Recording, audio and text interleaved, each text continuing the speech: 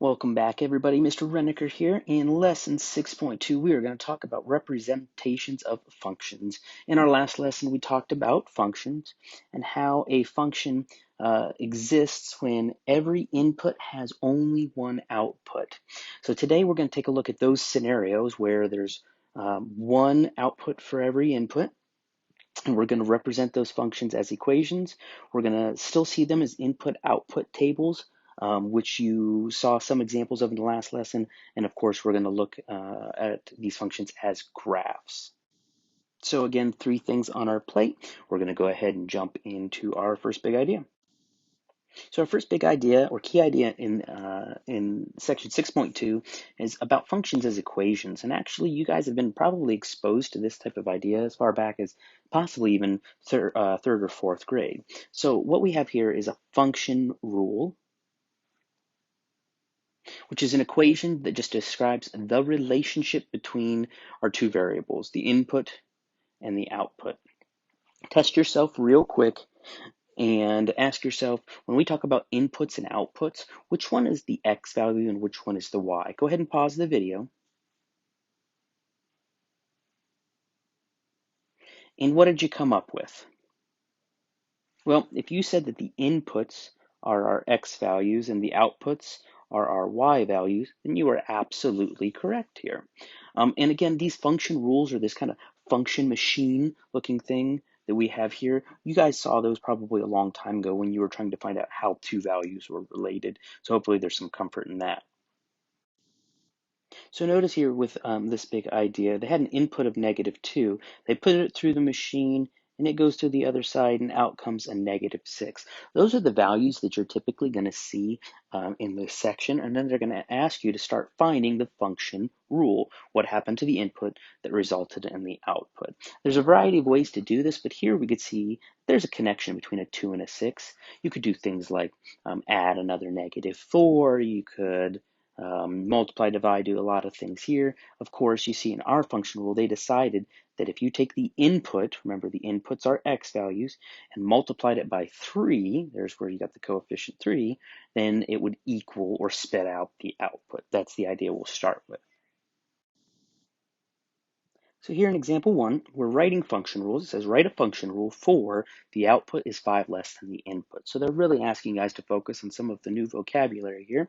It says the output, we know we've been exposed to that, is, that's a key word, 5 less than, and less than phrases, sometimes they get a little confusing, and finally the input, which we know a little bit about. Guys, you want to take these one piece at a time and just substitute in the algebraic versions of what we have here. But I'm going to show you a little something extra too. Before we get there, first it says output. And based on our work in our previous lesson, we know the output, that's going to be our Y variable. Is a word that almost always represents an equal sign. You're saying something is the same as something else. It says 5 less than the input. Well, I know that inputs, those are our X values. We use the phrase 5 less than. And less than is one of those phrases, guys, that's going to ask you to switch the orders of things because we know that less than is in reference to subtraction.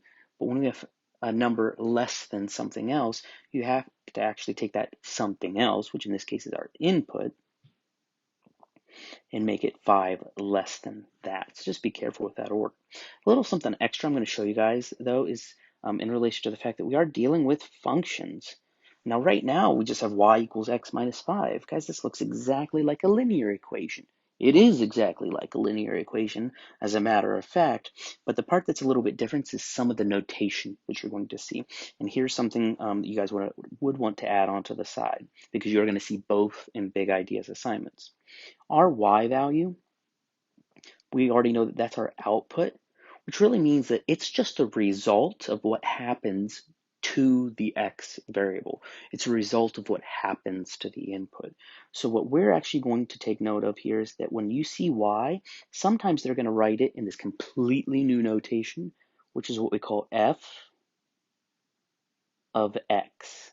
So again, when you have f and then in parentheses right next to it x, we would call that f of x, okay? Which means that sometimes you're going to see these equations, these function rules, Instead of y equals, it'll be f of x equals. Now, for all intents and purposes, at this point in your math careers, they mean exactly the same thing, so don't overthink it. But I do want you guys to be ready to say, oh man, if they have this weird f of x thing going on, what does that mean? That's really just a representation for an output or for a y. Okay, they're saying a function in terms of x. Let's take a look at another example. So it is possible for us to see all kinds of operations, not just simple things like addition and subtraction here. It says write a function rule for the output is the square of the input. Okay, same thing. The output is a y value, or f of x is equals the square of the input. And of course, we know the input over here, that's going to be our x values.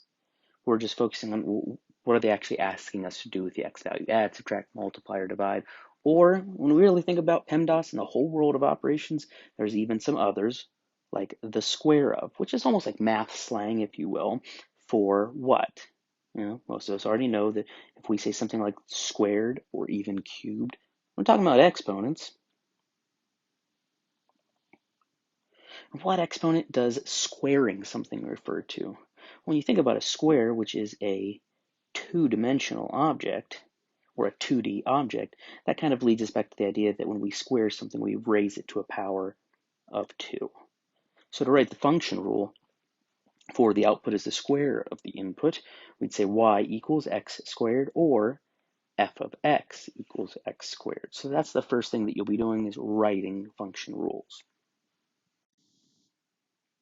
In the next example, that you'll be given function rules already, like here we have y equals 2x plus 5, and they're going to ask you to evaluate it.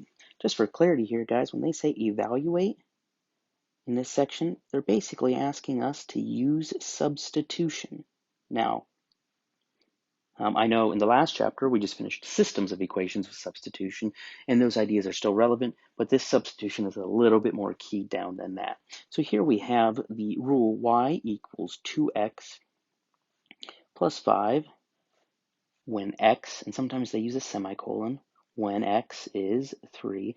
Guys, they would simply like you to substitute in 3 anywhere else we have that x and evaluate using substitution what that outcome would be. They want you to find what would y or f of x be as a result.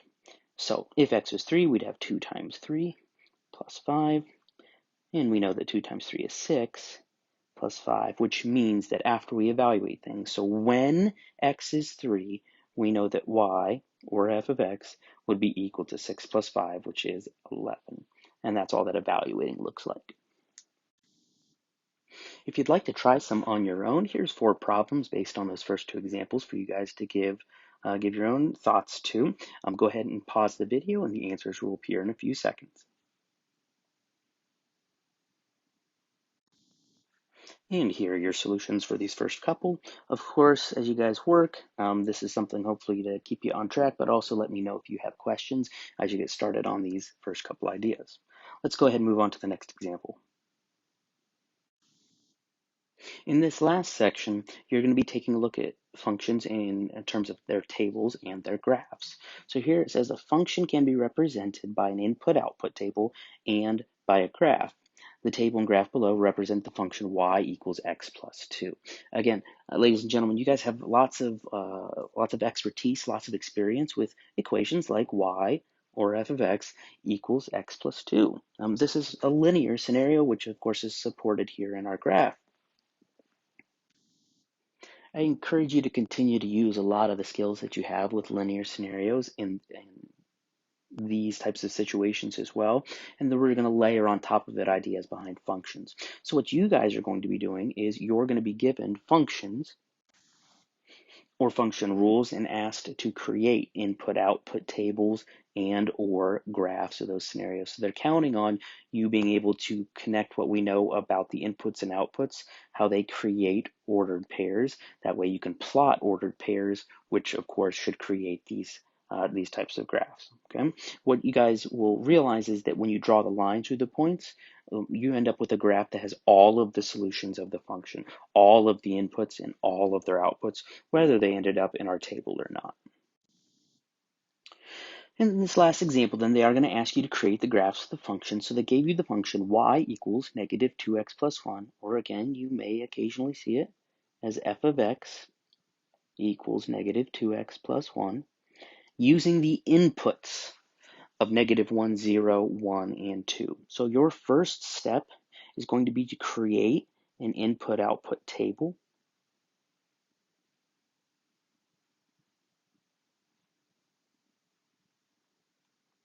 In order to successfully graph the situation. So I'm going to go ahead and set up my table here so I get a set of values. And that's when, again, we have to just be very cognizant, very aware of what we're actually being given. If we're being given these these inputs, we, again, have to go back to that fundamental idea of what values are inputs, the x's or the y's, and hopefully we remember that those are our x values. So if we put in x values or inputs of negative 1, 0, 1, and 2, we see that they've chosen the x values or the inputs for us. We're going to evaluate, meaning use substitution, to figure out what we would get for our y values afterwards. So what is y if we make x all of these different values? So we'll go one at a time. First, all right, if x is negative 1, we would get negative 2 times negative 1 plus 1.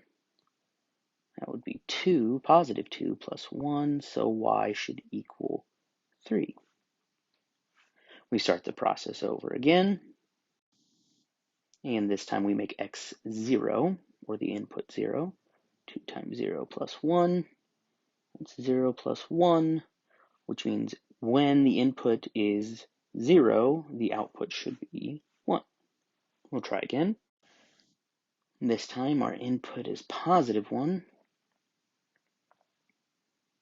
Negative 2 times 1 is negative 2, plus positive 1 is negative 1.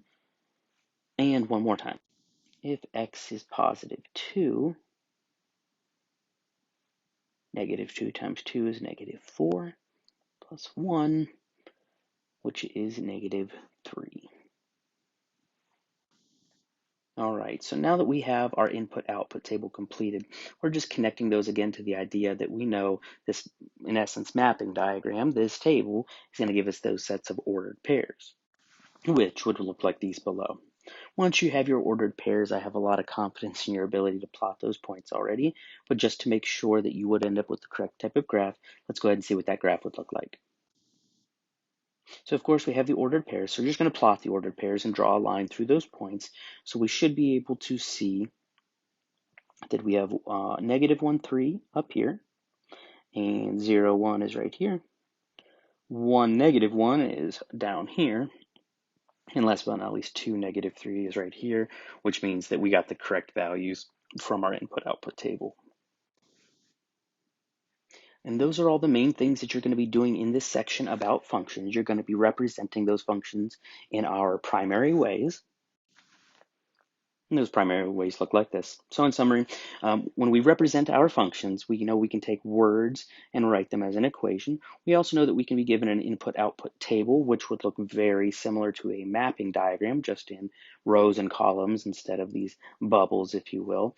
But either way, those input-output tables, those mapping diagrams, those give us ordered pairs, and either one of these can help lead us to a graph as well. Hopefully that gives you guys enough to think about and get started with. As always, please let me know if you have questions as you start your assignments. And besides that, I will see you guys next time.